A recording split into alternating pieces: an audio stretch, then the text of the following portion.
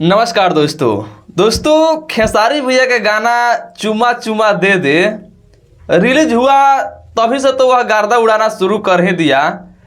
अभी उस पर 5 मिलियन के करीब हम लोगों को यूट्यूब में दिखा रहा है, लेकिन रियल टाइम में मुझे लग रहा है 5 मिलियन कब का ही पार हो गया होगा और बिना ऐड के। लेकिन सबसे बात मुझे खास ये लग रहा है कि उस गाने पर कुछ लोग रंगदारी टाइप का वीडियो बना रहे हैं, रील्स। कुछ लोग कुछ हॉट लड़कियां भी उस पर काफ़ी शानदार रील्स बना रही है। तो ये चीज़ देख करके थोड़ा अजीब लग रहा है और अच्छा लग रहा है। और देखिए अभी खेसारी लाल यादव जी रवि भैया के साथ में मिल करके और काफ़ी शानदार रील्स बना दिए हैं, मज़ा आ जाने वाला। तो उम्मीद है कि आप लोगों को ये रील्स देख करके बहुत शानदार लग रहा होगा और गाना आप लोगों को तो पूरा भरपूर मजा आ रहा होगा सुन करके।